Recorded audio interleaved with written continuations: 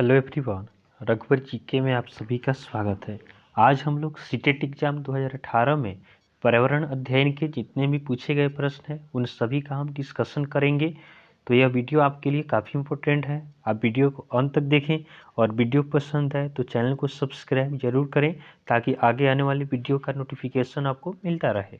तो चलिए आज का क्लास हम स्टार्ट करते हैं।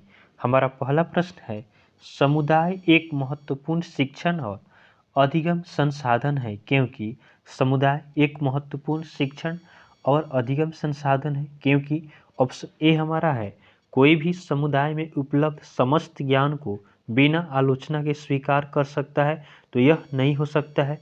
बिना आलोचना का क्या होता है, इसमें कोई भी आपका ज्ञान नहीं मिल सकता है, इसमें आलोचना भी आपको झेलना होगा। ऑप्शन बी है, यह सस्ता और सुलभ है, तो ऐसा भी बात नहीं है। ऑप्शन सी है, बुजुर्ग लोग बुद्धिमान हैं और उनके पास समय है, तो ये भी आपका पूरा सत्य नहीं है।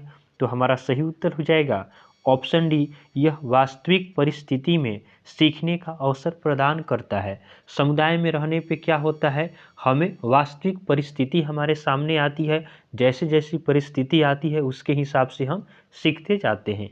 तो समुदाय एक महत्वपूर्ण शिक्षण और अधिगम संसाधन है। नेक्स्ट क्वेश्चन को देखते हैं। अगला प्रश्न है, ईवीएस शिक्षण अधिगम में कक्षा में प्राप्त अधिगम को विद्यालय के बाहर के जीवन से जोड़ने और इससे समृद्ध करने का तात्पर्य है। ईवीएस शिक्षण अधिगम में कक्षा में प्राप्त अधिगम को विद्यालय के बाहर के जीवन से जोड़ने और इसे समृद्ध करने का क्या तात्पर्य है। तो ऑप्शन ए हमारा है, पाठ्यचर्या से बाहर जाना। ऑप्शन बी है, पाठ्य पुस्तकों से बाहर जाना। ऑप्शन सी है, वैश्विक पर्यावरणीय मुद्दों और चिंताओं को पाठ्य पुस्तकों से लिंक करना। ऑप्शन डी है, पूर्ण विद्यालय दृष्टिकोण। तो इसका हमारा सही उत्तर होगा ऑप्शन बी, पाठ्य पुस्तकों से बाहर जाना। तो ईवीएस शिक्षण अधिगम में कक्षा में प्राप्त अधिगम को विद्यालय के बाहर जीवन से जोड़ना क्या कहलाता है, पाठ्य पुस्तकों से बाहर निकल के क्या है, हमें सामाजिक रूप से एक दूसरे से जुड़ना होता है। नेक्स्ट क्वेश्चन को देखते हैं। अगला प्रश्न है, निम्नलिखित में से कौन सी ईवीएस कक्षा में गतिविधि है। ईवीएस कक्षा में गतिविधि क्या है, तो इसका सही उत्तर होगा श्याम पट्ट का उपयोग, उसके बाद चित्रण पढ़ना भी है और फील्ड भ्रमण भी है। तो हमारा सही उत्तर हो जाएगा ऑप्शन डी, उपरोक्त सभी।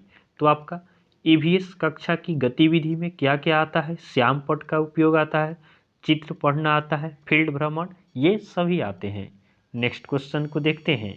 अगला प्रश्न है, पर्यावरण अध्ययन पाठ्यक्रम बच्चों की समग्र शिक्षा का वातावरण बन सकता है। यदि यह है, पर्यावरण अध्ययन पाठ्यक्रम बच्चों की समग्र शिक्षा का कारण बन सकता है। यदि यह है, कैसा है, विषयगत है, एकीकृत है, समावेशी है। तो इसका सही उत्तर हमारा हो जाएगा ऑप्शन डी, उपरोक्त सभी।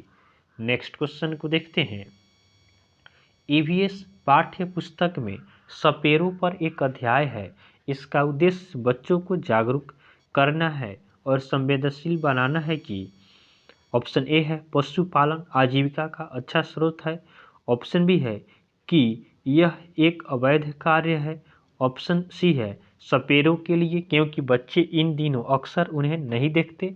ऑप्शन डी है कि सपेरे सांपों को नुकसान नहीं पहुंचाएं और उन्हें अपने आजीविका से वंचित करने से पहले विकल्पों को प्रदान करने की आवश्यकता है। तो हमारा सही उत्तर ऑप्शन डी हो जाएगा कि ईवीएस पाठ्य पुस्तक में सपेरों पर एक अध्याय है। इसका उद्देश्य बच्चों को जागरूक करना और संवेदनशील बनाना है कि सपेरे सांप को नुकसान नहीं पहुंचाएं और उन्हें अपनी आजीविका से वंचित करने से पहले विकल्पों को प्रदान करने की आवश्यकता है।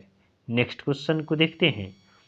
अगला प्रश्न है, एक विलेय की विघटन दर डैश पर निर्भर करती है। तो कोई भी आपका जो विलेय है वह उसका जो गलनांक होता है, विघटन होता है, वह किस पर निर्भर करेगा, भार पे, दाब पे, तापमान पे या सतह क्षेत्र पे। तो इसका सही उत्तर होगा ऑप्शन सी, तापमान। तो किसी भी आपका विलयन का जो विघटन होता है विलेय का, वह आपका किस पे सबसे ज़्यादा आपका ताप पे डिपेंड करता है। नेक्स्ट क्वेश्चन को देखते हैं। अगला प्रश्न है, निम्नलिखित में से कौन सी अदिश राशि है। इसमें हमें बताना है स्केलर क्वांटिटी के बारे में। तो स्केलर क्वांटिटी किसे कहते हैं? तो जिसके पास केवल मैग्नीट्यूड हो, डायरेक्शन ना हो, उसी को आपका अदिश राशि कहा जाता है। तो इसमें बताना है हमें इसमें किसमें केवल परिणाम है, तो इसका सही उत्तर होगा ऑप्शन बी, द्रव्यमान। द्रव्यमान क्या है? यह एक अदिश राशि है। नेक्स्ट क्वेश्चन को देखते हैं। अगला प्रश्न है, पृथ्वी की सतह पर किसी वस्तु का भार क्या होगा जिसका द्रव्यमान चंद्रमा की सतह पर 10 केजी है? तो आप ध्यान देंगे, चंद्रमा की सतह का द्रव्यमान आपका पृथ्वी के सतह के द्रव्यमान के बराबर होता है। यह आपका पृथ्वी के सतह के द्रव्यमान के बराबर होता है। तो हमारा सही उत्तर हो जाएगा ऑप्शन सी, 10 केजी। तो आपका चंद्रमा की सतह पर का जो आपका द्रव्यमान होता है वह पृथ्वी की सतह के द्रव्यमान के बराबर होता है। तो हमारा सही उत्तर हो जाएगा ऑप्शन सी, 10 केजी। अगला प्रश्न है, एक ऐसी वस्तु जिसमें से कोई प्रकाश किरण गुजर नहीं सकती कहलाती है? तो जिससे प्रकाश आर पार नहीं हो सकता उसे क्या कहेंगे? उसे आपका क्या कहा जाता है? अपारदर्शी कहते हैं। तो ऑप्शन बी हमारा सही उत्तर होगा कि एक ऐसी वस्तु जिसमें से कोई प्रकाश किरण गुजर नहीं सकती उसे अपारदर्शी कहते हैं, और जिसे क्या होता है प्रकाश गुजर जाए उसे पारदर्शी, जिससे प्रकाश क्या हो, प्रकाश आपका आर पार हो जाए उसे पारदर्शी कहते हैं, और जिससे हल्का क्या हो, हल्का दिखाई दे उसे क्या कहेंगे? पारभासी। जैसे आपका तेल लगा हुआ पेपर हो गया। नेक्स्ट क्वेश्चन को देखते हैं। अगला प्रश्न है, 15 ग्राम प्रति ml घनत्व और 3 ml आयतन किसी वस्तु का द्रव्यमान क्या होगा? घनत्व दिया है, आयतन दिया है, हमसे क्या पूछ रहा है? द्रव्यमान पूछ रहा है। तो घनत्व का फॉर्मूला आप जानते होंगे, घनत्व बराबर क्या होता है? घनत्व का होता है द्रव्यमान बटा आयतन होता है। द्रव्यमान बटा आयतन होता है। यहाँ से हमें निकालना क्या है? द्रव्यमान निकालना है। तो द्रव्यमान क्या हो जाएगा? द्रव्यमान के लिए घनत्व और यहाँ किधर मल्टीप्लाई हो जाएगा, तो हमारा हो जाएगा घनत्व गुना आयतन हो जाएगा। तो घनत्व कितना दिया है? 15 है। आयतन कितना है? 3 है। मल्टीप्लाई कर देंगे तो 15 तिया 45 हो जाएगा। तो हमारा सही उत्तर ऑप्शन सी हो जाएगा, 45 ग्राम। अगला प्रश्न है, गोलकोंडा किला किसने बनवाया? गोलकोंडा किला किसके द्वारा बनवाया गया? तो इस प्रश्न का सही उत्तर होगा ऑप्शन डी, काकतीय राजवंश द्वारा आपका गोलकोंडा किला को बनवाया गया। नेक्स्ट क्वेश्चन को देखते हैं। अगला प्रश्न है, ताजमहल के पीले होने के लिए निम्नलिखित में से कौन सा कारक जिम्मेदार है? ताजमहल के पीले होने के लिए निम्नलिखित में से कौन सा कारक जिम्मेदार है? तो इस प्रश्न का सही उत्तर होगा ऑप्शन सी, सल्फर डाइऑक्साइड। तो आपका ताजमहल का पीला होने का कारण क्या है? सल्फर डाइऑक्साइड है। नेक्स्ट क्वेश्चन को देखते हैं। भारत में ठंडे रेगिस्तान मानसून से प्रभावित क्यों नहीं होते?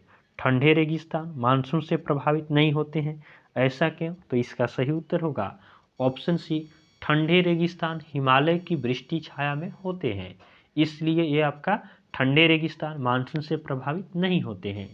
नेक्स्ट क्वेश्चन को देखते हैं। अगला प्रश्न है, निम्नलिखित में से कौन सी ग्रीन हाउस गैस है? ग्रीन हाउस गैस कौन सी है? तो आपका जलवाष्प, कार्बन डाइऑक्साइड, मीथेन, ये सभी आपका ग्रीन हाउस गैस के अंतर्गत आते हैं।